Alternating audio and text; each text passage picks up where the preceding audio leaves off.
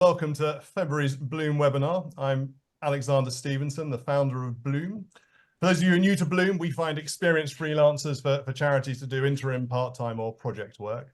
We've worked with almost 150 charities and 70% of our clients have used us again. So if you're looking for help with finance, marketing, CEO level support, office support, HR, and of course fundraising, then please give us a go.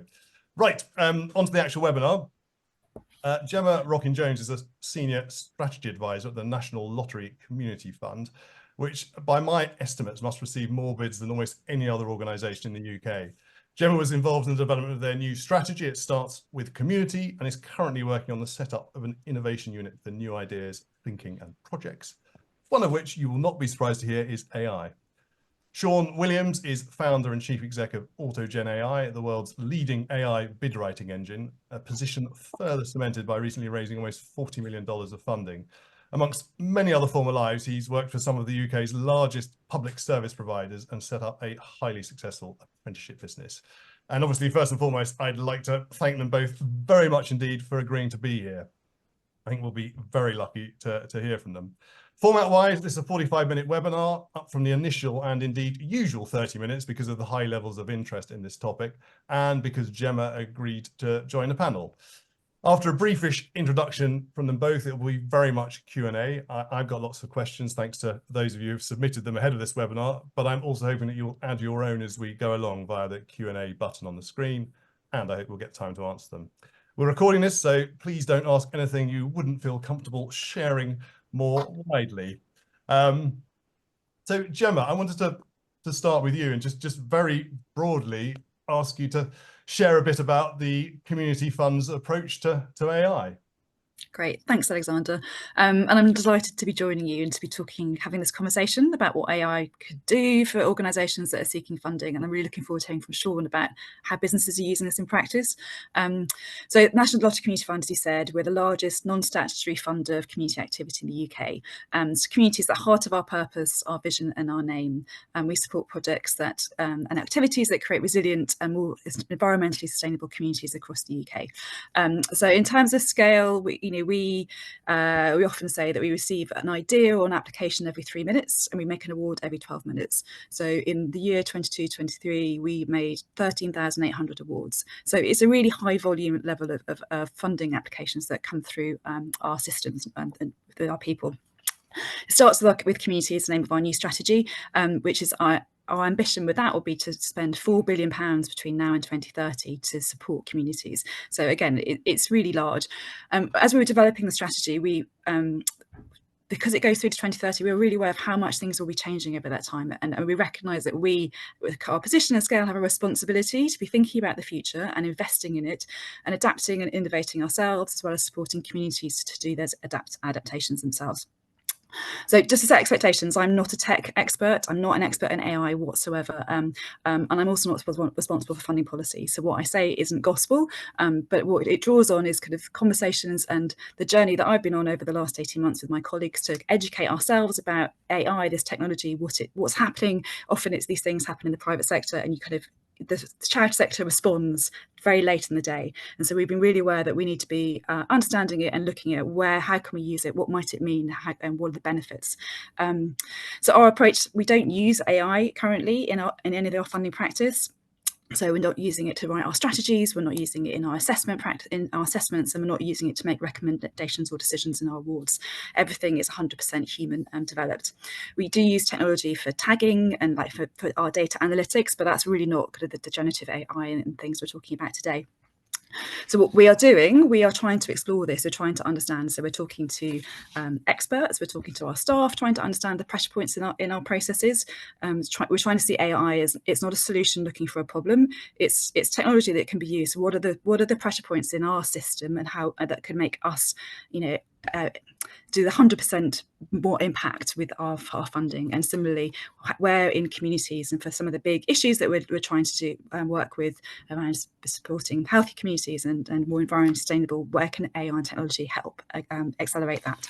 So I think the upsides are huge, in terms of making funding more accessible and more equitable, particularly to organisations that are grassroots, so volunteer-led, don't have professional kind of funding funders or kind of funding bid writers in their teams, and those for whom English is a second language or who aren't confident in their written English. It's a real equalising opportunity, and like we're already seeing that kind of. I spoke to colleagues last week who had seen in a moderation panel, they recognised that an organisation that didn't have English as a first language, we had used technology to draft their application, and so that's a brilliant opportunity. So that frees up time and resources that can be spent on the things that are much more important on the ground. But we're also conscious of doing no harm, and so think there are some problems with AI, and that we need to understand and think about how do we make sure that it doesn't exacerbate bias in terms of what data is the AI based working from. Like, so how do you make sure you're starting from good decision making, good information, and how do you make sure that what happens to that data? Who holds the information that you're putting into the system, and what do they do with that? If you're, and that's where some of the work Power Change is doing about community technology is really exciting, about community ownership of that data, and then environmental impact. It's a really exciting technology, but we're in a planetary crisis. Will this technology transform our lives, but actually does it accelerate the end of the world? I'm being facetious and exaggerating, but that we have to be mindful of these things aren't free. So anyway, I expect we're starting to experiment and starting to understand and work with other funders. So I think it's a really exciting space, but we're kind of learning, but trying to learn out loud. So I'll leave it there. Brilliant, thanks, Gemma. There's obviously lots we'll follow up on later, and obviously people can feel free to pose questions in the Q&A box below. But Sean, we did a survey before this, and of the people who aren't responded, just over half have not yet used AI at all. And a lot of the questions were, how on earth do I use it to do, just on a practical level, how on earth do I use AI to help with my bid writing? And I'm hoping you'll be able to show and tell a bit. Yeah, sure. No, really looking forward to the conversation. I think it'd be really interesting. The opportunity is huge. Of course, any new technology comes with significant threats as well, and two of which Gemma's mentioned, which I'm looking forward to discussing as well. I think artificial intelligence is one of those terms. You can sort of look at it and then people shout at you in the press or on LinkedIn or those sorts of things. And the sort of suspicion sometimes can be, well, I'll just bury my head in the sand about it a little bit. I don't really understand it. There's lots of noise. Hopefully some stuff will come out of it I can use at some point, but I'll wait until some of the furore has died down. And I think in some ways that's not an unreasonable approach. I try and really simplify this. And this new form of artificial intelligence, generative AI, and I'm going to particularly talk about text rather than images and video, but we can talk about images and video as well. But I'm going to talk about text. We are very used to computers being able to add up and multiply faster than us. We're actually quite comfortable with that. It doesn't really affect what it is for us to be human, to say, I know a computer can add up faster than I can. I know it adds up more accurately than I can. Computers can now read and write. And that is a profound change. And that's a change which is essentially 3 years old. So you had computers that could add up and multiply faster than us, and that changed everything. But adding up and multiplying is not as fundamental to being human as reading and writing is. And now with these advent of these things, these large language models, and again, I'm very happy to talk about some of the tech, but I'd rather talk about some of the human impact on this. Computers can now read and write. What does that mean? Well, computers work orders of magnitude faster than humans do. And technologies that change the world are technologies that speed things up, and they're things that speed things up that are fundamentally human. So if you go down to 2700 BCE, the abacus is invented. Well, so what, right? The abacus, what does it do? Well, it allows you to add up and multiply faster. Turns out if you can add up and multiply faster, then you can trade quicker and do more complex trade. And trade is something that we humans do a lot of. So the abacus changes the world. A steam engine. The steam engine speeds up manufacture, right? It speeds up production. Making stuff is something humans do a lot of. It changes the world. Well, certainly in my lifetime, perhaps not in the lifetime of some others, but the popularization of the internet speeds up by orders of magnitude sharing ideas. And sharing ideas is really human. Printing press did the same thing, right? And if you speed up something fundamentally human by orders of magnitude, that tech changes the world. large language models, this new generative AI, it can read and write. Reading and writing are fundamentally human activities. It speeds them up by orders of magnitude. So that's, again, I'm not giving a technological thesis for why this tech's going to change everything. I'll give you a historical thesis about why it's going to change everything. And I think bringing that down to earth, what does that mean for me? Well, I'm sharing my calendar at the moment, which I don't want to do, but I'll share instead. Hopefully people on the webinar can see my screen. So this is AutogenAI's interface. This is how we use generative artificial intelligence. This is our language engine. And I was just going to give a simple example of something you might get asked, like, how will the inclusive music project involve the local community? And I picked Camden because I live in Camden. And of course, involving the local community is a key thing you would have to write in a application to National Lottery funding, and indeed a whole load of other funders. And we're going to use 3 forms of artificial intelligence. So one is we're going to use library artificial intelligence. That's basically read everything that all of our previous bids, tenders, proposals, our policies, our procedures, our annual reports, basically all of your organization's private information, that the language engines we build for our customers have all of that. We're also going to use creative AI. That's where you just use artificial intelligence just to make stuff up. We're also going to use internet AI. That's where we search the entirety of publicly available information and then pull ideas from there. So the first thing we do, like anyone who was writing a funding application or a grant application, we're going to start by ideating. We're going to say, what do we want to include in our answer? Now, as I said before, AI is really fast, but it doesn't have judgment. We humans are still needed. So it will come up with lots of ideas. Some of those ideas are good, some of them are bad. We humans are going to pick the ideas that we like. So hosting community concerts and performances featuring local musicians and artists from Camden. If we like that idea, we're going to write about it. Maybe we like that idea. The Inclusive Music Project can arrange regular engagement events, focus groups and consultations to involve various community groups. Fantastic. Music Project will provide introductory music lessons for children. Maybe we don't like that idea. Offering free music workshops and lessons. Maybe we don't like that idea. Music Project could partner with local entities like educational establishments, charities or community bodies to enrich the music programme and ensure it can, yeah, but we like that idea. Part of the project's effort is to animate high streets and open spaces. Maybe we don't like that idea. And you can see where these different ideas have come from. So, for example, here we found the Camden World Song Project. We found somebody else's project. And again, we can just find out exactly where that's come from. Well, that's come from an organisation, Camden Music. So you see our power to pull information. Once we are happy with the ideas that we've got, maybe we don't like that idea, we don't like that idea, we don't like that idea, we do like feedback mechanism, maybe we do like a community choir. Once we're happy with the ideas that we've got, we can then start to put those into a narrative structure. Again, the human doing that. And then we could ask the AI to write the first draft of our bid. So I don't know how long this might take a chief executive, or for slightly larger charities, if you could afford a bid writer, or potentially to bring in a consultant to do this. But you'll see, to write the first, here we've written our first 1,400 words. To write our first draft of that tender, it's taken us literally 2 minutes. So one way to showcase the talent of Camden's local musicians and artists is by hosting community concerts and performances, local musicians that you see. And then we've got a series of transformations that we can do to that text to make it better. So, for example, one thing, of course, we always have to do in funding applications is we've written a fantastic response, but this is 198 words and the word limit is 150 words. Well, again, we can just use AI, the power of this magic, to rewrite that now to the right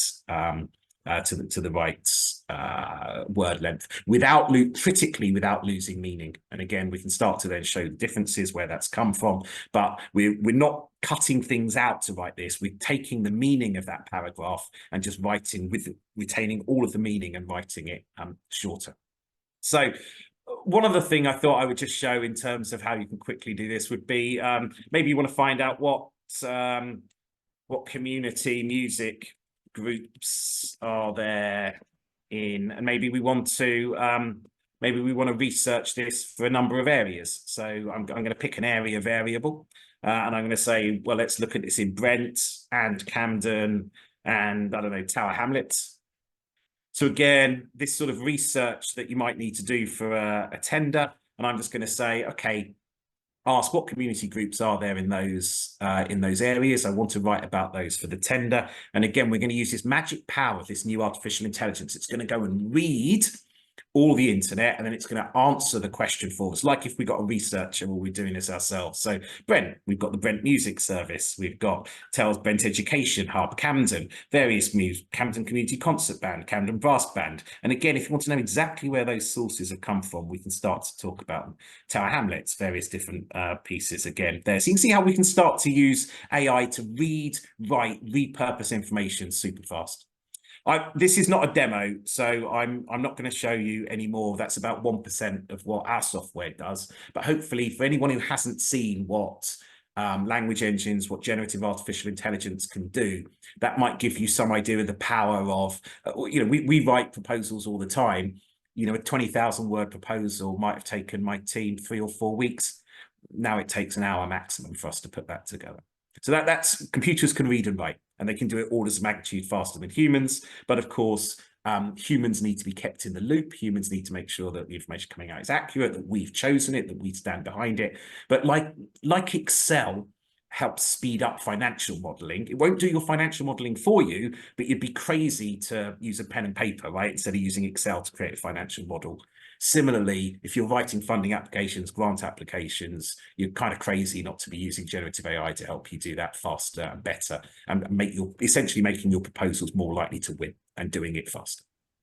Brilliant. I mean, I will stop there. Yeah. No. Well, that was terrific, and I'm sure that many of the people who haven't seen AI in action before, particularly kind of bid writing, will be very, very much the wiser. One of the most frequent questions we've been asked, which I'd welcome both your views on, is, but maybe starting with you, Sean, is if AI does end up writing the majority of bids, how do you differentiate yourself, and how big a risk is there of homogeneity? We've actually found where we've got organizations using our software who are competing against one another, their proposals are more different using our software than without using our software, because it elevates you past the sort of 60-70% answer which everybody's going to write, and allows you, because you can get there super fast, and allows you to really focus on your points of differentiation. So again, like Excel as a tool for financial modeling, everyone's financial models are different, even though they're all using the same tool, because the tool isn't replacing human creativity, it's enhancing human creativity, it's speeding up human creativity. But it's a mistake. I've heard people go, well, do I just drag and drop the invitation to tender, click a button, it then writes my response? Then the National Lottery get the bid, they click a button, it evaluates it. I mean, we don't need that isn't what AI is doing, and we're not close to that with AI. And fortunately, we're still humans in our level of judgment, with our level of choice around what it is that we want to propose and what it is that we want to do. This is a tool for helping humans get their messages across faster and better, allowing them to tell their stories more effectively, but it is still your story. The AI isn't making up the story for you. The AI isn't making up what your charity does. The AI isn't making up your project for you. The AI isn't making up your experience. All it's doing is allow you to tell your story, tell your narrative faster and more effectively, but it's still your story. So it'd be very different to somebody else's story, telling their story with the tool. And Gemma, I know, as you said, it's still relatively early days, but how aware are you and your colleagues of whether something has been written by AI? How much do you want to be aware of it? I think it depends on knowing how it's used. And if you're thinking about, I think the ideal world, you're in some ways you're thinking it's your first draft, it's your researcher, someone has gone and done that, and then what you submit should be 100% you're backing it. You should have read everything in it, and you should be agreeing with it, so signing it off, and so you should know that all the facts, all the numbers are correct. So from that perspective, it shouldn't matter if AI has contributed to that, because whoever has pressed the button, that you're taking some ownership for the work that's come through. So I think what you'd want to be open about, if you're relying on some data you've taken from AI, it's like adding referencing when you're writing essays, cross-referencing. What are your sources? Where have you got the information? So I think if you're kind of relying on it 100%, maybe you have to own it and say, this has come out, we use this to generate this information because we weren't able to do it. We don't have the language or kind of the data. But yeah, I think it's a brilliant tool for fast forwarding, but you don't it doesn't replace the human element of it. And it depends on the funding context. So a lot of our funding it's relational. So, you know, there might be something that's written. We and many funders work really hard to make our funding accessible. You know, we use using videos and other methods, but also about conversations. And so not trying to, we've moved a long way from submitting a funding application a bit like an exam, and then you're waiting to get it marked to see what grade did you get. It's not, you know, kind of, it's more about, you know, having the conversation about the idea, what you're proposing, what you're working on, sharing the plans you've got. You know, we try to make sure that the information you provide to us is information that's useful for you. So it is about your budgeting, your kind of staffing plan, your rollout plans, you know, the impact you're expecting to have. It's not necessarily written for us. Some people I know will still write it for you because you can't get away from the idea that it's a funder, therefore it has to be perfect. But it shouldn't be. There's a human element of it and that chemistry and kind of that relational side of it, which the written bit is, it's part of the process. It's not the process in its entirety.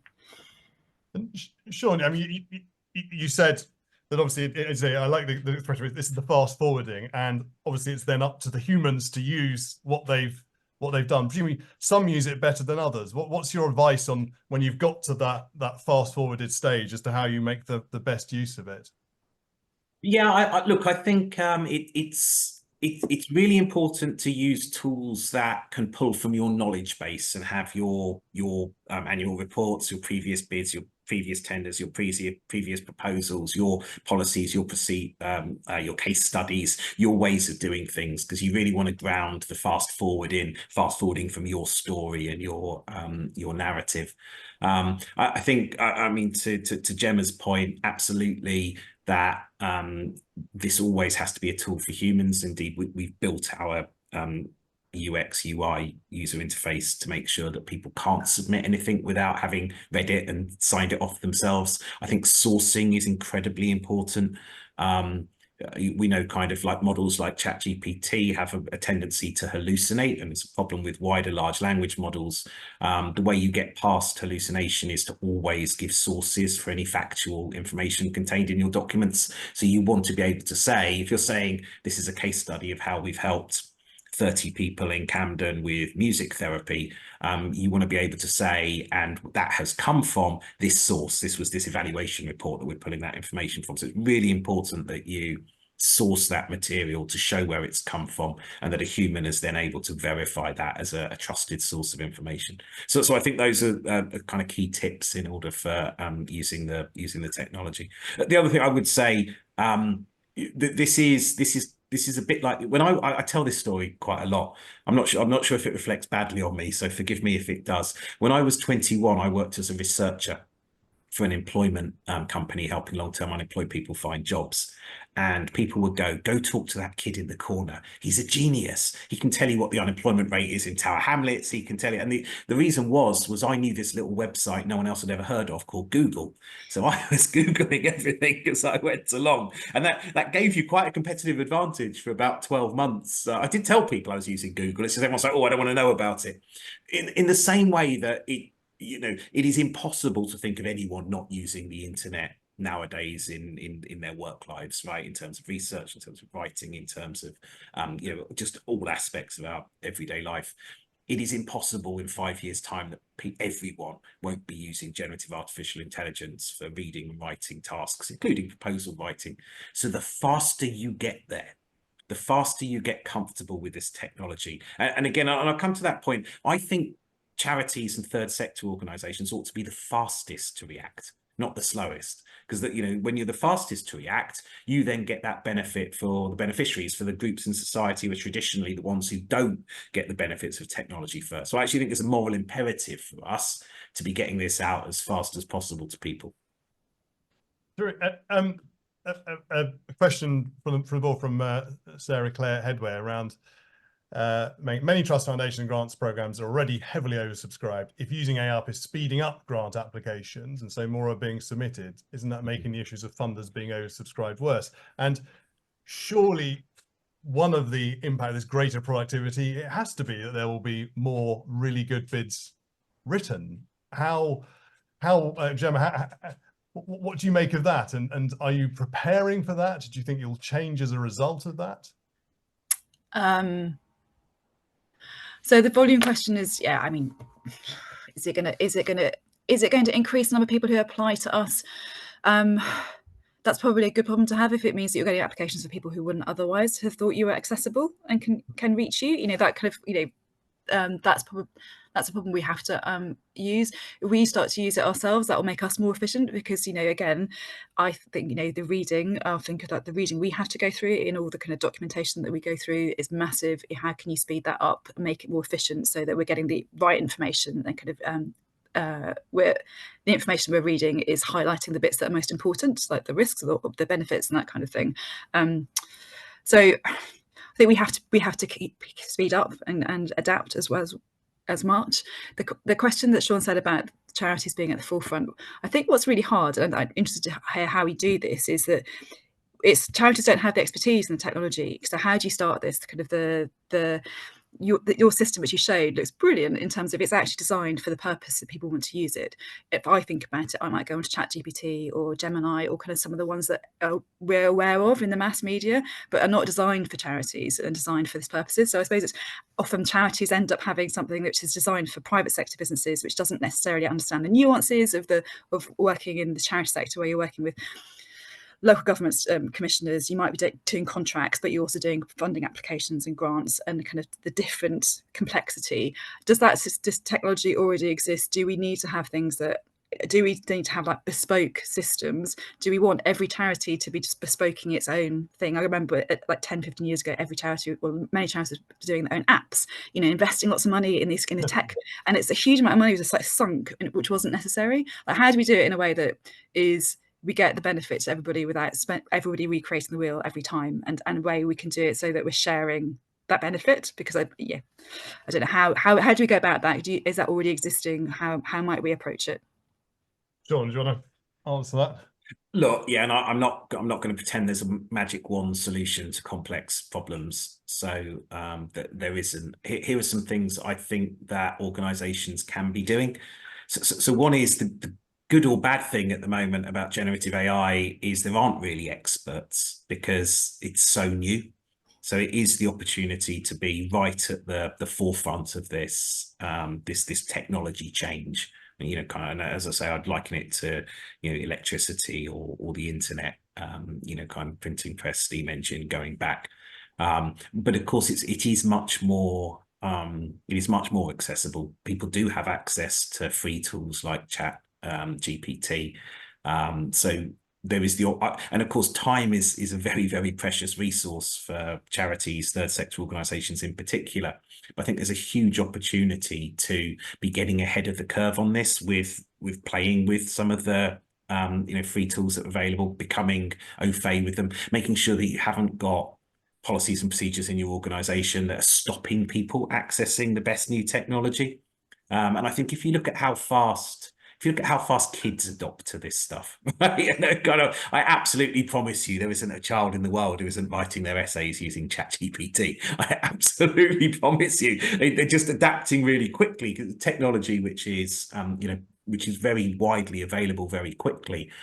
So I think my suggestion, my push would be jump in, start experimenting, start seeing what you can do with it, start that sort of spirit of innovation, of entrepreneurialism that the third sector at its best exhibits, you know, faster and quicker than certainly the public sector can move, and often the private sector can move. There are quite a few questions specifically about AutogenAI. I don't think we'll spend time on them now, but we'll happily share links with people later who are interested in hearing more about it.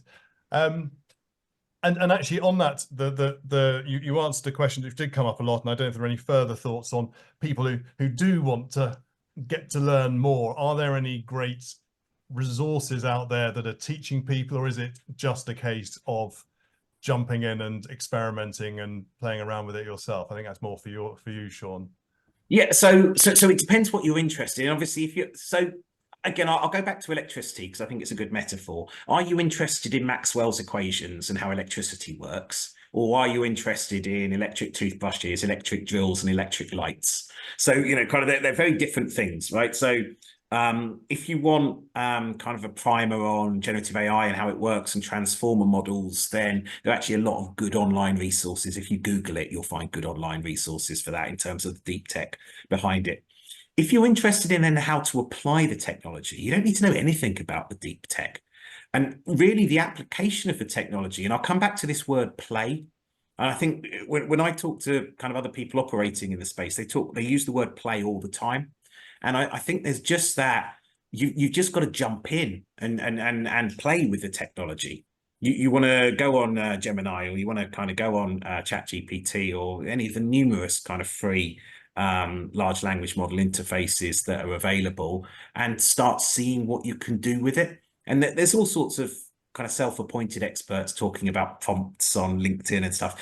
You can ignore all of those to start with. They don't really know very much. They're like one step ahead of you because they've played with it for 10 minutes rather than played with it for zero amount of time. But I would really, this is a game-changing technology. And similarly with the internet, the best way about learning about the internet and understanding about it is to get yourself a browser and get online. And similarly with this technology, you need to start playing with large language models. You need to start playing with generative AI more widely, like get yourself a Midjourney account, play with DALL-E 2, look at what you can do in image generation, look at what you can do in text generation, look at what's happening in music. All of these things are available online. And if you play with them for a day, you're already 90% ahead of most people on this sort of stuff, because the tech is so new and it's changing every day.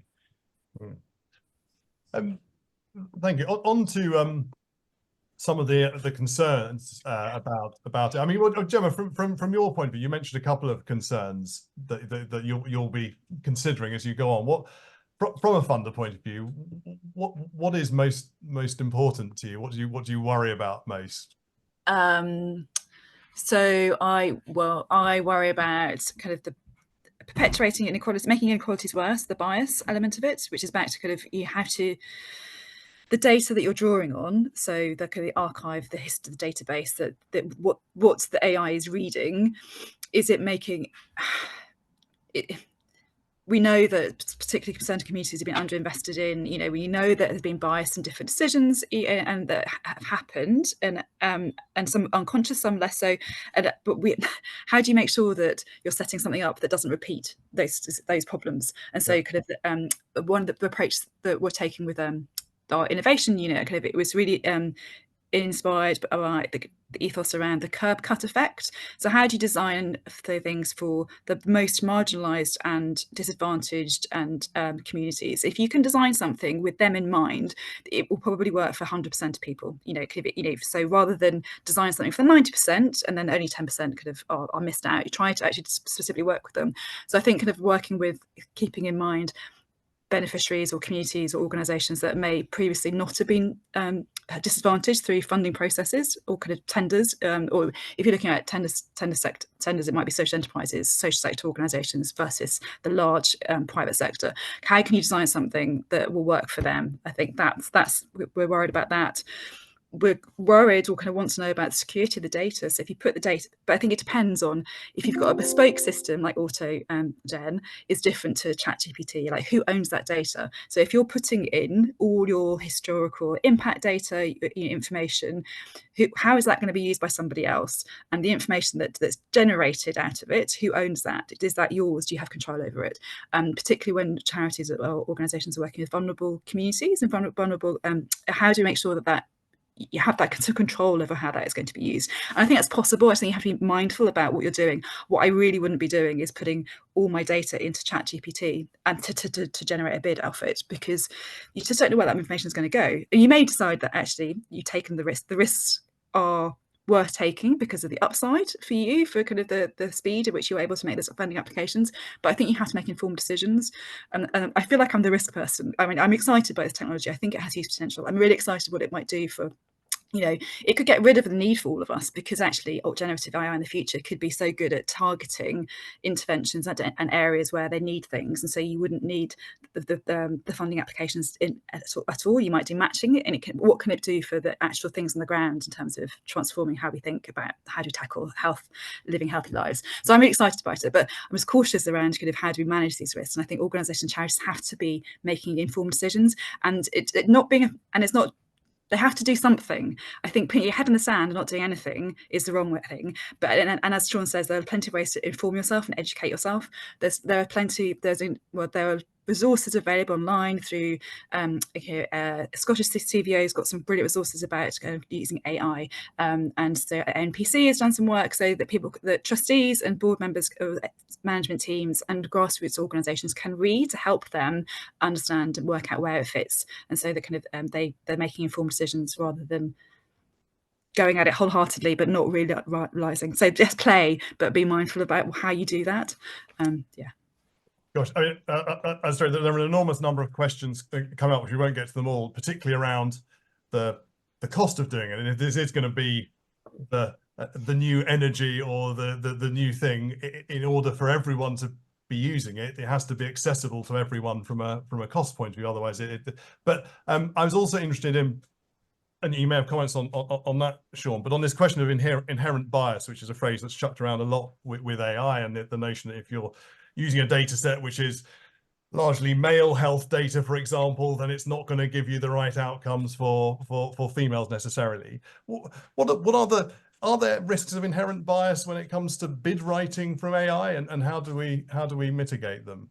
Yeah, look, let me talk to the bias piece more generally, because I think once you understand the kind of the really big picture on it, it makes some things like the questions a bit easier to answer, I think. So large language models, this generative artificial intelligence, this power to read and write, they have read everything. So our language engine has read everything ever written. Right, a human trying to do the same thing would take 27,000 years reading a word a day. They've literally read everything, whole of Wikipedia, whole of Shakespeare, they've read everything. So that is the training data set. The training data set is essentially the sum of human wisdom. Now, so that makes large language models a cultural technology. They contain this sum of human wisdom. Other cultural technologies, to make that metaphor maybe a bit more real, are things like libraries. So imagine you go to the British Library and you pick a book at random. Now, chances are that book you pick at random, the protagonists are all going to be white men, right? You know, kind of, it's not going to be racially diverse, not going to be diverse in terms of disability or sexuality or any of those things that we think going forward are extremely important to be good. Why is that? Well, because the past was biased. Actually, and one of our great skills as human beings is we can make the future better than the past. We don't have to take those biases and those faults of the past and project them going forward. Here's the thing about data science and regression and all the things that the maths that these technologies work on. They're of course they're like the British Library. You're picking books at random from the shelves. If you're not careful, if you don't make a conscious choice to either change let's say the gender of the protagonist, or pick enough books until you get to what we would want going forward to be the representative sample that we want, then you're going to get bias. So this is not a problem which is unique to large language models or to generative artificial or artificial intelligence. This is a problem which is unique to human society, in that we want the future to be better than the past, and our past was very biased and very wrong in all sorts of ways that that we all know and can talk about. There are some really cool things you can do in AI to stop those biases, which are unique to AI. So, for example, the way, if you take the words, say, doctor and nurse, they're gendered. If you look at the previous data, right? So, doctor would be more heavily associated with male, and nurse would be more heavily associated with female. What you can do in AI in the vector space is actually just correct for that. So you say to the AI, we think these words are neutral. Right, and you can say, so there's some really cool stuff you can do in AI to start to consciously move the dial on some of this sort of stuff. But I'll come back to that word conscious. Actually, you have to know anything which projects the future based on the past is going to share all the faults of the past. And so as humans, because we have this unique ability to make the future better than the past, with AI, with libraries, with all of that kind of previous kind of data stuff, and particularly very big data stuff, be very, very conscious that it's going to reflect some bad things in our histories. That's right. I'm aware of time, and there's so much more to dig into. I'm afraid we're not going to get to everyone's questions. So I just wanted to finish on a final question for both of you.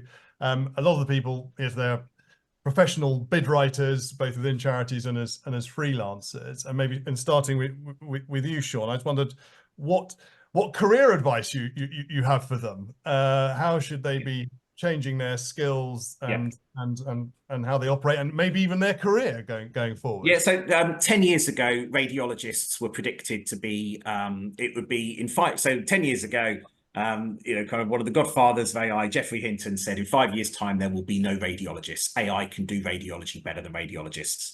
They're just better at it. And it turns out that's true, that AI now is much, much better at diagnosing than human radiologists. However, there are actually more radiologists today than there were previously, because what we do is we push humans up the cognitive hierarchy. AI now does most of the diagnostic work, but humans are doing the what does a treatment plan look like? How do we communicate this information? Similarly, if you looked at financial modelers, there are more people working in finance post spreadsheets than pre spreadsheets. So the key thing for bid writers is don't worry, your job is not going to be taken by AI. Your job is going to be taken by someone using AI. So learn to use this stuff as fast as possible. And Jim, what are you? Will we still be writing bids in the future? Will the community fund still be using it as a process? What do you think? That's a great question. It depends on how far in the future you imagine. I can imagine a world. I'm really excited about how we could get all funders could work. I mean, I think it's daft that charities have to spend so much time writing individual applications to individual funders, and and it's just. It has to be a better way to do this process, to make it easier for the charities. Yes, they need to spend the time, be really clear about what they're asking for and how they're going to work and the impact they're going to derive and how they're going to spend their money, but they don't need to multiply that. So I think funders can come together and think about how can we use this to make the whole process more efficient and maximize the impact. Like, how can we use this to amplify our impact by 100 times? That would be kind of the exam question I'd be looking at. Goodness. Well, the time has flown by, so we've already extended 45 minutes, so we are going to end on time. And thank you so much to everyone for coming and contributing such terrific questions and experiences. And I'm sorry we weren't able to get to them all. Obviously, we will be sharing the video later. We'll send a link around to it, and also try and answer some of the other questions you have, particularly about AutogenAI in that email as well. And obviously, particular thanks to Gemma and Sean for their time and generous thought sharing and lucidity. It was just terrific. Thank you so much. And as well as sending the edited version around, I also finish where we started. I will send you an opportunity to book a chat with me if any of you are in need of more human support in the short term and want to find out how Blume can help.